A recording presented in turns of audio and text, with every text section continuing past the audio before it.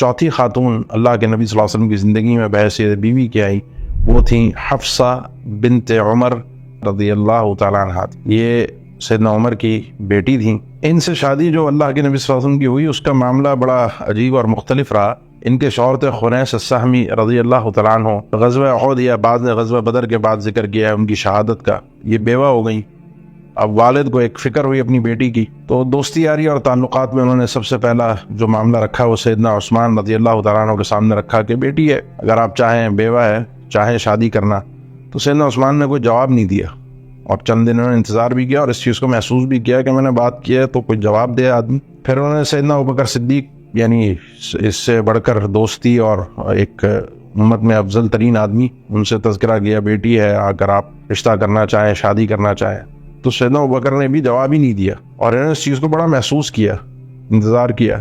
پھر کچھ دن بعد اللہ کے نبی صلی اللہ علیہ وسلم کی طرف سے پیغام سیدنا عمر کے پاس پہنچا کہ وہ سیدہ حفصہ سے شادی کرنا چاہتے ہیں. سیدنا عمر بڑے خوش ہو گئے. اس سے بڑھ کر اعزاز کی بات تو کیا ہو سکتی ہے، لیکن خود تو اللہ کے نبی وسلم کے بارے میں انہوں نے سوچا ہی نہیں تھا کہ آپ سے بات کی جائے یا آپ کو، کیونکہ وہ معاملہ اللہ کی طرف سے ڈائریکٹ ہوتا ہے. سیدنا ابوبکر صدیق رضی اللہ تعالیٰ عنہ پھر ان سے ملے اور کہا کہ مجھے محسوس ہوا کہ آپ نے اس چیز کو محسوس کیا ہے، آپ نے مطلب کہ میں نے رشتے کے جیسے کوئی اہمیت نہیں دی، کوئی جواب نہیں دیا. تو نے کہا بالکل ایسا ہی ہے. تو سیدنا ابوبکر صدیق نے فرمایا کہ اللہ کے نبی صلی اللہ علیہ وسلم نے ان کے متعلق بات کر لی تھی، ہمارے سامنے ایک راز تھا، تو اس راز کو افشا کرنا، راز کو کھول دینا یہ مناسب نہیں تھا. تو اللہ کے نبی صلی اللہ علیہ وسلم نے چونکہ سیدہ حفصہ سے ایک شادی کا ارادہ کر لیا تھا تو میں نے اس لیے خاموشی بالکل اختیار کی تھی کہ اللہ کے نبی صلی اللہ علیہ وسلم نے اگر شادی کر لی تو معاملہ ایک طرف ہو جائے گا، اور اگر نہیں کرتے یا کوئی بھی مسئلہ ہو جاتا ہے تو پھر معاملے کو اس کو ہم بعد میں دیکھ لیں گے انشاءاللہ. اس میں کوئی ایسے دل میں رکھنے والی بات نہیں تھی، اللہ کے نبی صلی اللہ علیہ وسلم کا ایک راز تھا.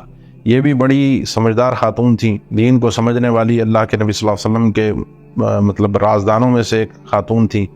علم و حکمت انہوں نے کافی امت میں پھیلایا. تقریباً 60 کے قریب روایات ان سے مروی ہیں اور تقریباً 41 یا 45 ہجری تذکرہ کیا جاتا ہے. معاویہ رضی اللہ تعالیٰ عنہ کے دور خلافت میں ان کے دنیا سے جانے کا 60 سال کی عمر میں. اللہ ان سے راضی ہو، اللہ ان کی جہود کو قبول فرمائے اور اللہ ہمیں بھی ان سے راضی رکھے.